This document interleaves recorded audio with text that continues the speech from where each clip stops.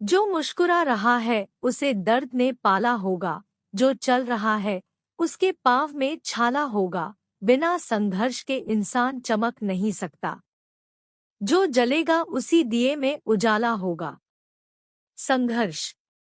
क्यों बचे संघर्ष से? संघर्ष ही तो जीवन की आत्मा है। जितना कठिन संघर्ष होगा, उतनी ही शानदार जीत होगी। एक बार एक किसान भगवान से बहुत ही नाराज हो गया।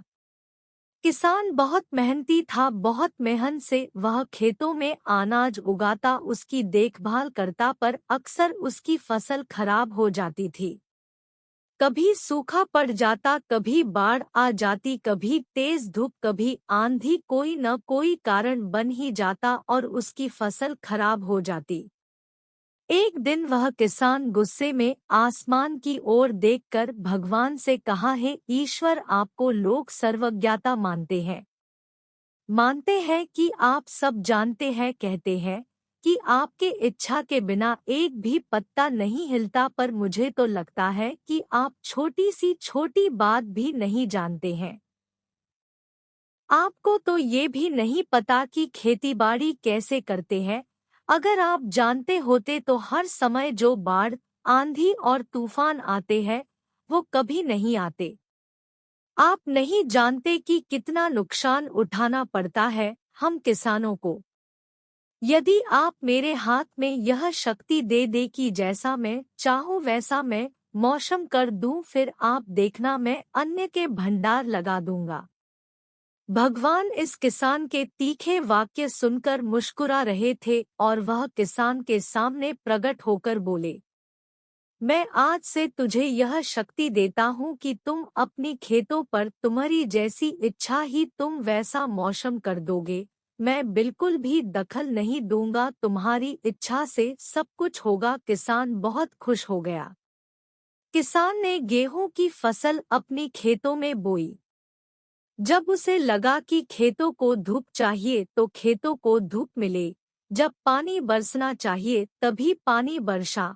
आंधी, तूफान, बाढ़, कुछ भी उसने अपने खेतों पर आने नहीं दिया। किसान के खेत में इस वर्ष ऐसी फसल हुई जैसी कभी नहीं हुई थी। हरी भरी लहलहाती फसल, मन ही मन वह बहुत खुश हो गया और सोचने लगा, अब सबूत के साथ दिखाऊंगा भगवान को कि इसे कहते हैं शक्ति का सही उपयोग। मेरी सफलता देखकर उन्हें अपनी नियम जरूर बदलने पड़ेंगे। कुछ दिन गुजरे, फसल कटने को तैयार हो गए। किसान बहुत उत्सुकता के साथ फसल को काटने लगा, पर जैसे ही उसकी नज़र गेहूं की बालियों पर गया तो उसने अपना सिर पीट लिया और वह रोने चिल्लाने लगा। गेहूं की एक भी बाली के अंदर गेहूं का दाना नहीं था, सारी बालियां अंदर से खाली थी।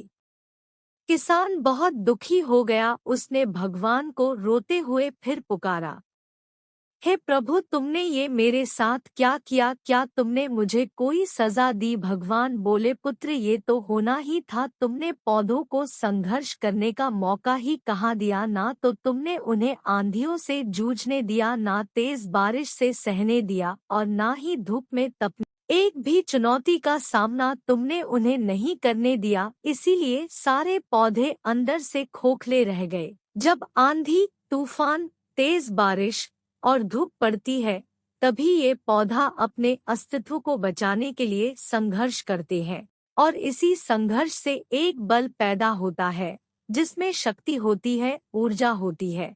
और यही ऊर्जा पूर्ति तेरे गेहूं के दानों की तरह जो नहीं फूटी, तूने उन्हें कठिन परिस्थितियों से गुजरने ही नहीं दिया जहां उनके अस्तित्व का जन्म होता। सारे बालियां इसीलिए खाली है, इसमें एक भी गेहूं का दाना इसलिए नहीं है क्योंकि तुमने अपने पौधों को संघर्ष कराया ही नहीं। याद रखिए, स्वर्ण में सवर्णीय आभा तभी आती है जब वह आग में तपने, गलने और हथौड़े से पीटने जैसे संघर्षों से गुजरता है। कोयले का टुकड़ा हीरा तभी बनता है जब वह उच्च दाब और उच्च ताप की मुश्किल परिस्थितियों से गुजरता है। इसी तरह यदि हमारी जिंदगी में कोई संघर्ष ही ना हो, कोई चुनौती ही ना हो, तो हम भी गेहूं की बालियों की तरह खोखले रह जाएंगे, कोई अस्तित्व नहीं होगा हमारा। विपरीत परिस्थितियां, चुनौतियां, समस्याएं हमें और अधिक निखारती है। यदि जीवन में कठिन परिस्थितियां और चुनौतियां आए तो घबराना मत, बल्कि सामना करना। विश्वास करना कि आप और अधिक निखर जाओगे और अधिक मजबूत बन जाओगे। किसी ने कितना सही कहा है, जिंदगी जीना आसान नहीं होता, बिना संघर्ष कोई महान नहीं होता, जब तक ना पड़े हथौड़े की चोट तब तक पत्थर भी भगवान नहीं होता। मेरे प्यारे साथियों, इस कहानी के बारे में आपकी क्या राय है? हमें कमेंट करके जरूर बताएं। दोस्तों, वीडियो को लाइक और चैनल को सब्सक्राइब जरूर करें। धन्यवाद।